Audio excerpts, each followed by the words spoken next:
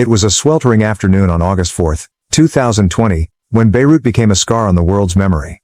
A colossal explosion roared through the city's port, detonated by 2,750 tons of ammonium nitrate that had languished in a warehouse for 6 years, an unholy brew of negligence, apathy, and bureaucratic rot.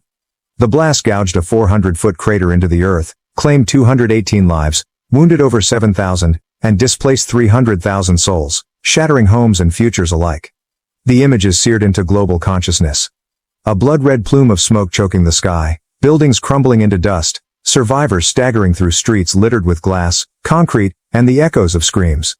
Lebanon, already teetering on the edge of economic collapse and political paralysis, buckled beneath the weight. The world recoiled, then responded, nations pledging aid, ships dispatched, promises made. The United States Navy answered the call, sending relief vessels to a city drowning in despair.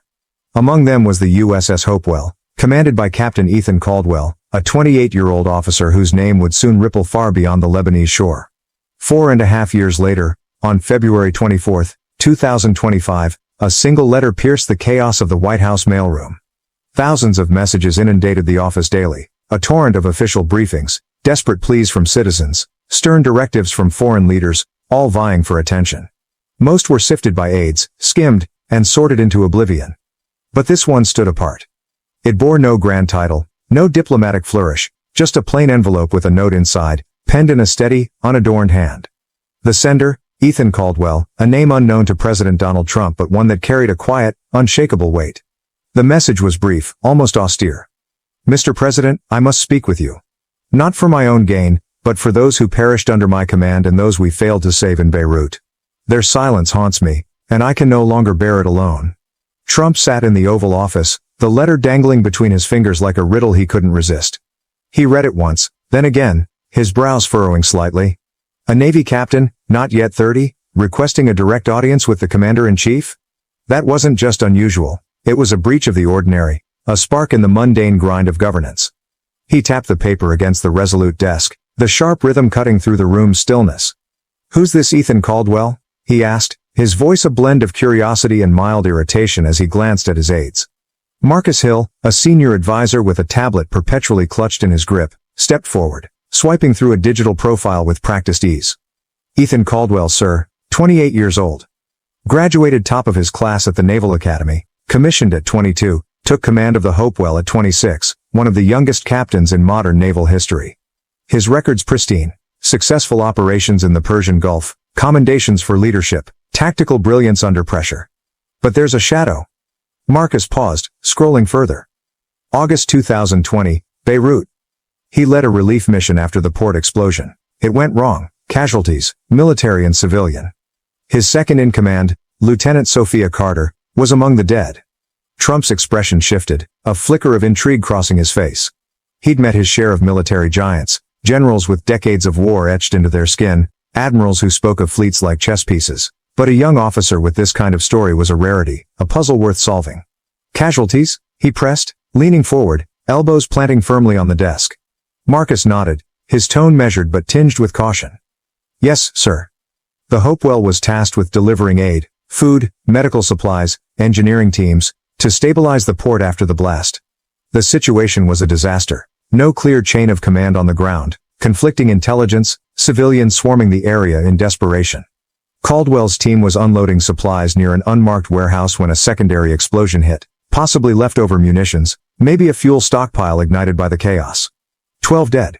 6 sailors under his command, 6 Lebanese locals trying to assist. Carter was leading the ground detail.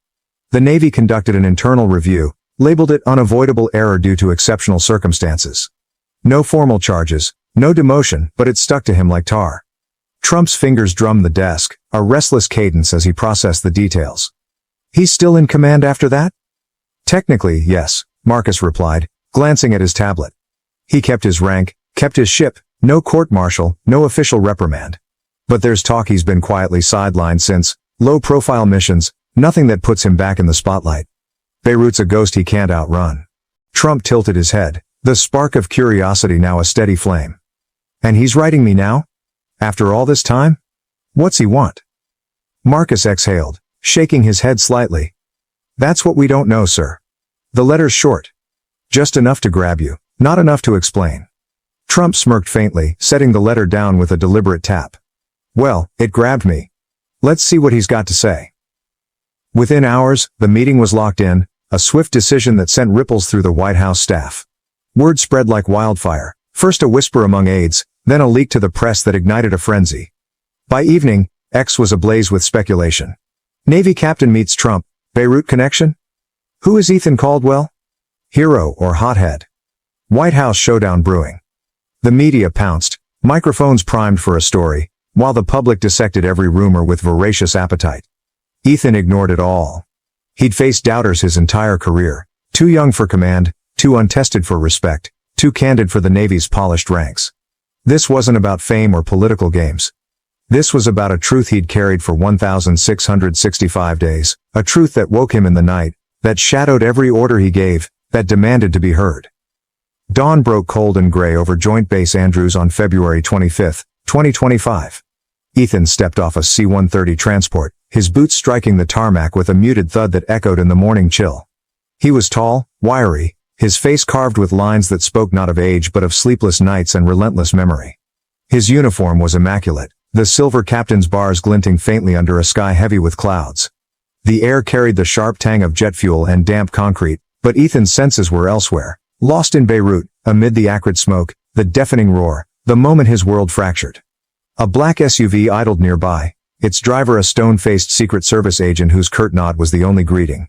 Ethan climbed in, the door slamming shut with a finality that reverberated in his chest. The ride into Washington was silent, save for the occasional crackle of radio chatter, coordinates murmured, security updates relayed, the steady hum of protocol. He stared out the tinted window as the city unfurled. The Lincoln Memorial's somber silhouette against the gray dawn, the Washington Monument piercing the clouds like a spear, the squat, imposing bulk of federal buildings casting jagged shadows across the streets. He'd led sailors through howling storms, faced enemy fire in the Gulf, made split-second decisions that saved lives or extinguished them. But this was uncharted terrain, a summons to the White House, a confrontation with power itself, a chance to speak what he'd buried too long. The West Wing loomed ahead, its white walls glowing faintly under the overcast sky, a beacon of authority and enigma. Ethan stepped inside, the hush of the corridors swallowing the sound of his footsteps. Portraits lined the walls, Washington with his stern, unyielding gaze, Lincoln with his weary resolve, Roosevelt with his steely determination, men who'd shaped the nation with choices that rippled through time. An aide guided him past bustling staffers, closed doors, and the faint buzz of phone conversations, the air thick with the weight of history and the secrets it held. Finally, they reached the Oval Office. The door swung open, and there stood Donald Trump, hands in his pockets, his piercing blue eyes locking onto Ethan like a predator assessing its quarry. Captain Caldwell, Trump greeted, his voice steady but laced with a hint of curiosity. I don't get letters like yours every day. Most people want something, money, a favor, a pat on the back. You're not most people. Ethan snapped to attention, shoulders squared, chin lifted. Thank you for seeing me, Mr. President. Trump waved a hand toward a chair across the resolute desk. Sit. Ethan hesitated, a reflex honed from years of standing before superiors, then sat, his posture rigid, hands resting lightly on his knees. The room was silent, save for the faint tick of a clock on the mantel and the occasional rustle of papers as Trump picked up the letter. He scanned it again, then looked up, his gaze sharp. For those who perished under my command and those we failed to save. Heavy stuff, Captain. Tell me what that means? Ethan's fingers tightened on his knees, his knuckles whitening beneath the strain. He'd rehearsed this moment countless times, on the bridge of the Hopewell, in his cramped quarters, staring at the ceiling as the ship rocked through restless seas. But the reality hit harder. The president's unblinking stare, the weight of the Oval Office pressing down like a physical force. It means I failed, sir, he began, voice low but resolute. August 2020, Beirut. The Hopewell was sent in after the port explosion, deliver aid, stabilize the area, help a city that was bleeding out. It was chaos. No clear orders from command, no reliable intel from the ground, just desperation and debris. We were unloading supplies near a warehouse, unmarked, supposed to be secure. It wasn't. A secondary blast hit, maybe leftover explosives, maybe a fuel cache sparked by the mess. 12 people died. 6 of my sailors, 6 Lebanese civilians trying to rebuild. Lieutenant Sophia Carter, my second in command, was leading the team. She trusted me to have her back. I didn't. The silence stretched, thick and unbroken, the air in the room growing heavy. Trump's eyes narrowed, but he didn't interrupt, his hands resting on the desk. Ethan pressed on, his jaw clenched tight. I've replayed it every day since. 1,665 nights of asking what went wrong. Was it my call to push forward? Bad intel from above? A split-second mistake in the heat of it? The Navy investigated, called it unavoidable, buried it in a report no one reads. But I know the truth. We rushed in blind, understaffed, underprepared, stretched beyond reason. Sophia died because I didn't push back hard enough, and because the system didn't give us what we needed. I'm here because no one's talking about it, not the way they should. Trump leaned back, studying him with a mix of intrigue and calculation. He'd shaken hands with grieving families, signed condolence letters with practiced solemnity, seen the folded flags handed to widows and parents. But this was different. Raw, unpolished, a soldier laying his soul bare without a trace of self-pity. You still carry it, he said, more a statement than a question, his voice softening just a fraction. Every day, Ethan replied, his tone steady but threaded with an ache that cut deep. Leadership isn't just about the missions you win, it's about owning the ones you lose. Trump nodded slowly, running a hand over his chin, his fingers brushing the stubble there. He knew that weight, not from battlefields, but from the Oval Office's endless parade of decisions. Tax cuts that lifted some and crushed others, troop deployments that ended in ticker tape or tragedy, policies that shaped millions of lives for better or worse. When you're president, he said, leaning forward again, every call's a gamble. You sign a bill, people cheer or they riot. You send ships, some sail back, some don't. You try to do what's right, but there's always a cost. Sometimes you don't see it till it's staring you in the face. Ethan met his gaze, startled by the candor, the glimpse of vulnerability beneath the brash exterior. Then why keep going? He asked, the question slipping out before he could stop it. Trump gave a faint, knowing smile, one that carried the weight of years. Same reason you do, Captain. Because if you don't, someone else will, and you'd rather carry the load than let them drop it worse. The words hung between them, a quiet bridge spanning their vastly different worlds, Trump's gilded chaos and Ethan's disciplined duty. Then Trump's expression shifted, his eyes sharpening, cutting through the moment. So why are you really here? What's the play? Ethan didn't flinch, his voice steady as steel. Because too many pay for failures no one owns. Beirut wasn't just my mistake, it was a breakdown. Bad planning, stretched resources, ignored warnings. We owe better, to the sailors we send in, the civilians we promise to save, the families who bury the pieces. Trump considered him for a long moment, then leaned back, arms crossed over his chest. All right, he said, his tone decisive. Let's make sure they hear you. Ethan blinked, caught off guard by the shift. He'd braced for resistance, skepticism, a polite dismissal, maybe a vague promise to look into it that would vanish into the ether. Not this. A challenge. A dare. Trump stood, pacing a few steps behind the desk, his gaze still locked on Ethan with an unreadable intensity. You want change? Don't whisper it to me behind these walls. Tell them, the country, the world. They're already talking about you. X is going nuts. Navy captain in secret Trump meeting. Press is camped outside, drooling for a story. You've got their attention. Use it. Ethan's chest tightened, a knot forming beneath his ribs. Sir, with all due respect, I didn't come here for a spotlight. Too late, Trump shot back, a glint of amusement in his eye. You wrote that letter. You walked through that door. You're in the game now. People want answers. Give them the truth, straight up. Ethan exhaled, his mind racing like a ship caught in a squall. He'd spent years navigating the Navy's rigid hierarchy, where speaking out was a career death sentence, where silence was the price of survival. Now he was being shoved onto a stage he hadn't rehearsed for, a platform he hadn't sought. What exactly are you suggesting? He asked, his voice steady but edged with caution.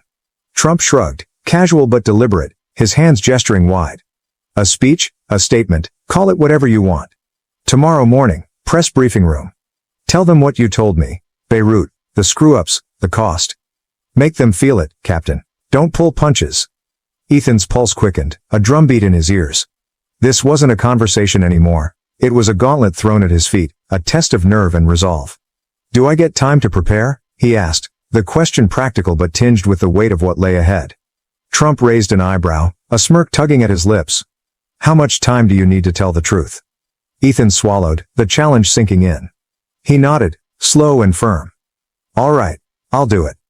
Trump grinned faintly, a predator satisfied with his catch. Good. 10 a.m. Be ready. That night, Ethan sat in a sparse hotel room overlooking DC's twinkling skyline, the city's lights a constellation of restless energy. His uniform jacket hung over a chair, the silver bars catching the lamplight like tiny beacons in the dark. A notepad rested on his lap, scribbled with fragments of thought, Beirut's choking smoke, Sophia's steady voice, the names of the 12 etched into his memory like a roll call he couldn't escape. His phone buzzed on the bedside table. Marcus Hill. Press conference set. 10 a.m. Full house. Media's losing it. Ethan tossed the phone onto the bed, where it landed with a soft thud, the screen glowing briefly before fading. Cameras, microphones, a nation watching. He'd faced gunfire and storms, exhaustion and enemy threats, but this was a different beast, a battle of words and will where the stakes felt impossibly high. He closed his eyes, and Sophia Carter flickered into view, her calm demeanor anchoring his chaos, her quick wit cutting through his overthinking, the way she'd nudge him with a smirk when he got too serious. Her last words before that mission echoed in the silence. If this goes sideways, don't let it define you. It had defined him, carved him hollow over 4 long years, a weight he carried in every step, every order, every breath. Now, maybe, he could redefine it, not for himself, but for her, for the 12 who didn't come back, for the countless others buried in the Navy's quiet files and the world's indifference. The White House press room crackled with tension the next morning, a hive of anticipation and barely contained chaos. Reporters crammed the space, shoulder to shoulder, their notebooks open, pens poised, cameras humming with mechanical focus. Aides darted between rows, whispering updates, adjusting microphones, their movements sharp and urgent. Ethan waited backstage, hands clasped behind his back, his uniform pressed to perfection, the silver bars gleaming under the harsh fluorescent lights. A Secret Service agent nodded him forward, a silent cue that sent a jolt through his veins. The room fell silent as he stepped to the podium, the weight of every lens bearing down like a physical force, a tidal wave of scrutiny he couldn't dodge. He adjusted the microphone with a steady hand, took a slow, deliberate breath, then spoke. America loves its victories. We celebrate the missions that succeed, the heroes who come home with medals and parades, the stories we can tell with pride. But we don't talk enough about the failures, or the people who pay for them. I'm here because that silence has to end. The stillness deepened, every ear straining, every eye fixed on him. August 4th, 2020. Beirut. A city shattered by an explosion that killed hundreds, left thousands homeless, turned a port into a graveyard. I led the Hopewell in to help, deliver food, medicine, hope to a place that had none left. It was chaos. No clear orders from command, no solid intel from the ground, just desperate people and a ticking clock. We were unloading near a warehouse. Told it was safe, cleared by someone up the chain. It wasn't. A secondary blast hit, leftover explosives, bad luck, bad decisions, take your pick. 12 died. 6 sailors under my command, 6 Lebanese civilians trying to rebuild what was left. Lieutenant Sophia Carter, my second in command, was one of them. She trusted me to get it right. I didn't. A murmur rippled through the crowd, pencils scratching furiously, camera zooming in to catch the flicker of emotion in his eyes. Ethan's voice stayed steady, though his hands gripped the podium's edge, anchoring him against the tide. The Navy called it unavoidable. I call it a failure, of planning, of support, of accountability. We rushed in underprepared, overstretched, blind to the risks. I've lived with that every day since, every name, every face, every moment I could have done something different. But it's not just my burden, it's ours. We owe better to the people we swear to protect, here and abroad, the ones who wear this uniform and the ones who wait for them to come home. The room erupted, a cacophony of voices surging forward. Captain Caldwell. A reporter shouted, pushing through the throng. Are you saying the military botched Beirut? Ethan raised a hand, silencing the chaos with a gesture that carried the quiet authority of command. I'm saying we can't keep burying our mistakes. This isn't about pointing fingers, it's about facing facts. Leadership means owning the losses, not just the wins. Tessa Grant, a journalist with a reputation for dismantling the unprepared, stood next, her glasses glinting under the lights, her expression unreadable. You're young, Captain. Some say you're too junior to critique a system you've barely climbed. Too green to throw stones. What's your response? Ethan met her gaze, unflinching, his voice cutting through the tension. I'd say leadership isn't measured in years. It's measured in the lives you carry, and the ones you lose. The room hushed, her question hanging unanswered for a heartbeat before sinking into the silence. Another voice broke through. A male reporter, flipping through a notepad with rapid precision. You're bypassing the chain of command, going public like this. Doesn't that undermine the military's structure? It's personal, Ethan said, turning to him, his eyes steady and unyielding. It's personal to every sailor who's had to face a family and say their loved one's gone. It's personal to every leader who's made a call that haunts them, night after night. And it should be personal to every American who stands behind this uniform, who claims to honor what it means. The questions kept coming, a barrage of voices and flashing lights, a storm of scrutiny and hunger for more. Ethan had lit a fuse, and the explosion was immediate. Reporters leaping to their feet, cameras clicking like gunfire, the air thick with the scent of ink and adrenaline. He stepped back from the podium, the wood cool under his palms, the weight of what he'd done settling into his chest like a stone. He'd spoken the truth, not as a politician angling for votes, not as an officer chasing promotion, but as a man who'd lived it, who'd carried it, who couldn't let it lie any longer.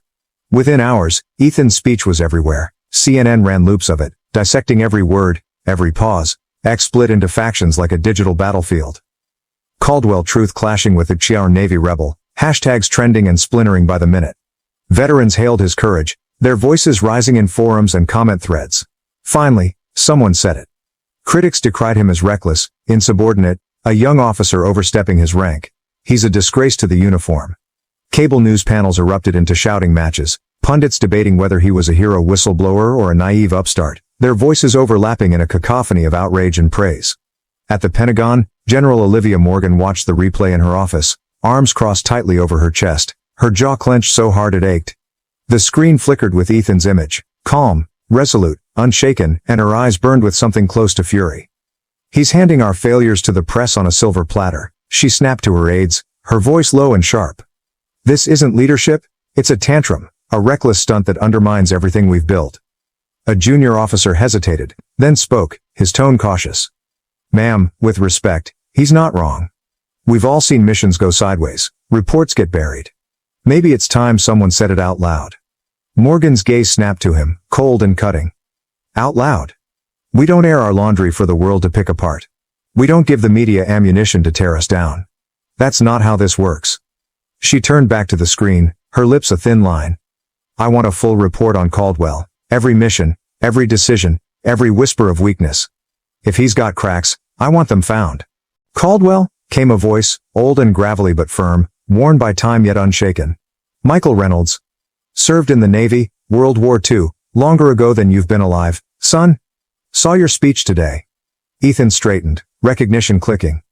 Reynolds was a legend, a 98-year-old veteran, one of the last surviving officers from the Pacific Theater, a man who'd seen battles that textbooks couldn't capture. Sir, Ethan said, respect threading his tone. Good to hear from you? Reynolds chuckled, a dry, rasping sound. You stirred up a hornet's nest, kid. Reminded me of something I haven't thought about in decades, a call I made in '44, off Guam. Sent good men to their deaths because I misread the wind. Carried it ever since, and nobody told me it was okay to feel that weight. You're doing something big, something we didn't have the guts to do back then. Ethan swallowed, the words hitting harder than he'd expected. Thank you, sir. I didn't expect this to blow up like it has. Nobody expects a war, Reynolds said, his voice steady. But you're in one now. They'll fight you, brass like Morgan, suits in Congress, every coward who'd rather bury the truth than face it. Don't back down. I won't, Ethan said, resolve hardening in his chest. I can't. Good, Reynolds replied. Keep swinging, son. The line clicked dead, leaving Ethan in silence, the weight of the old man's words settling beside his own. Days later, Trump summoned him back to the Oval Office. The president sat behind the desk, flipping through a stack of papers, a faint smirk playing on his lips as Ethan entered. Well, Captain, Trump said, looking up. You've got a movement on your hands. X is still losing its mind. Half the country wants to pin a medal on you, the other half wants you court-martialed. What's next? Ethan stood across from him, hands clasped behind his back. Talk's not enough, sir, he said, his voice firm. We need action, mental health programs that actually work, not just check boxes. Training that teaches leaders how to bear the weight of their calls. Accountability that doesn't end in a dusty file. Soldiers and civilians deserve better than what we gave them in Beirut. Trump nodded, drumming his fingers on the desk, the sound a restless tattoo. You're asking for a lot. Big changes? Big money? You think you can make it stick? I think we have to, Ethan replied, meeting his gaze. If we don't, someone else pays the price. Trump leaned back, considering him with a mix of amusement and respect. All right. I'll talk to the Secretary of Defense, see what we can shake loose. No promises, but you've got my ear? Don't waste it. Ethan nodded, a flicker of hope igniting beneath the weight. Thank you, sir. Trump waved him off, already turning back to his papers. Don't thank me yet. You've got a fight ahead, bigger than you think. Weeks later, Congress called Ethan to testify, the Beirut mission a lightning rod that sparked hearings on military readiness, veteran care, and the human cost of command. The Capitol hearing room was packed. Lawmakers in crisp suits, military brass in starched uniforms, a gallery of onlookers craning for a view. Cameras rolled, broadcasting live to a nation still buzzing from his speech. Ethan sat at the witness table, uniform impeccable, facing a semicircle of stern faces and sharper questions. Did you violate protocol by going public? A senator demanded, his voice clipped. I followed orders until they failed us, Ethan replied, calm and precise. When the system breaks, silence isn't loyalty, it's complicity. Are you undermining morale? Another pressed, skepticism dripping from her tone. Morale suffers when we hide the truth, he countered. Sailors need to know their leaders will own the hard calls, not bury them. What's your endgame? A third asked, leaning forward. Reform? Revenge? Ethan paused, then spoke. I want a military that learns from its losses. Not one that pretends they don't happen. That's not revenge. That's duty. The room buzzed, cameras capturing every word, every flicker of tension. General Morgan testified next, her posture rigid, her words a defense of discipline and structure. The chain of command exists for a reason, she said, her voice cold.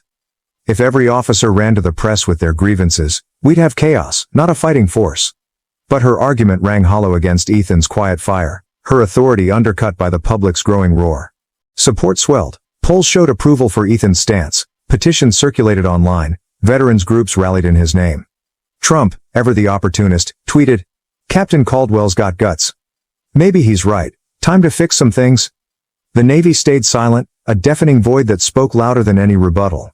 Back aboard the Hopewell, Ethan's crew greeted him with mixed reactions.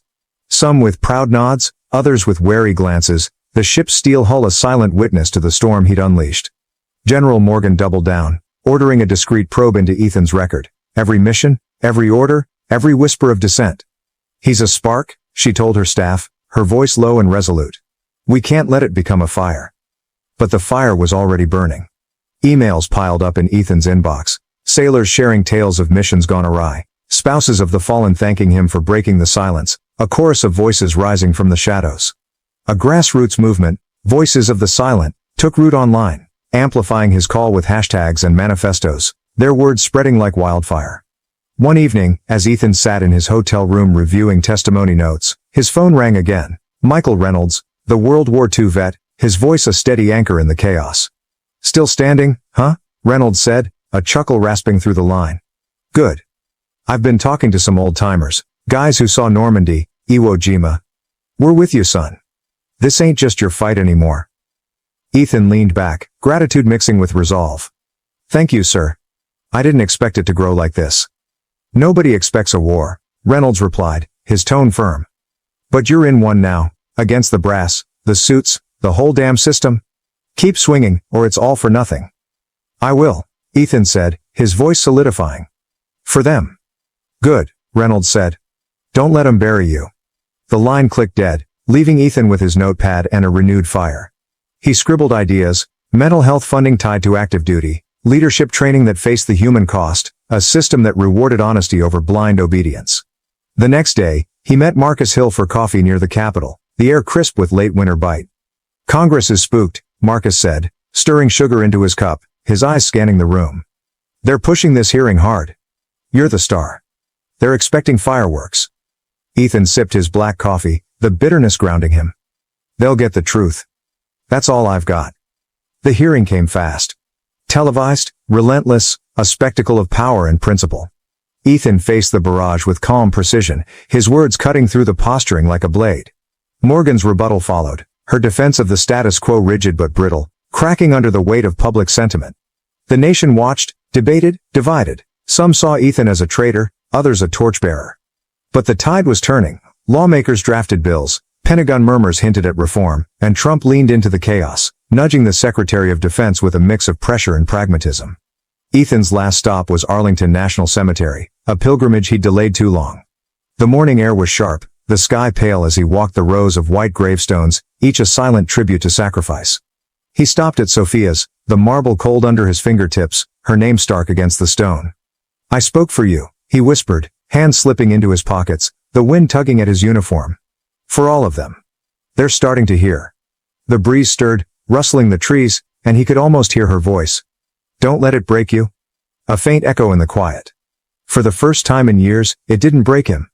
The weight was still there, a companion he'd never shed, but it was lighter, shared now with a nation waking up. He saluted, sharp and final, then turned away. Not as a man trapped by his past, but as one forging a future where silence no longer reigned. The mission wasn't over. It had only just begun. The story of Ethan Caldwell and the Beirut explosion carries profound lessons that resonate deeply, especially for those in the twilight of life. One key message is the enduring weight of responsibility. Ethan, a young captain, bore the burden of 12 lost lives, sailors and civilians alike, under his command, a scar that never faded over 4.5 years. For older readers, this reflects a truth many know well. Leadership, whether in war or family, demands accountability, even when the cost is personal. His refusal to let silence bury failure teaches us that owning our mistakes, no matter how painful, is a mark of strength. A lesson vital for those reflecting on a lifetime of choices. Another lesson is the power of speaking out. Ethan's letter to the president and his public stand broke through apathy, sparking a movement. For the elderly, this underscores that age or rank doesn't diminish one's voice. Courage can still ripple outward, inspiring change. Finally, the story reveals the healing found in shared burdens. Ethan's connection with veterans like Michael Reynolds shows that community can lighten even the heaviest loads. In life's later years, seeking and offering support remains a timeless act of grace, ensuring no one carries their ghosts alone.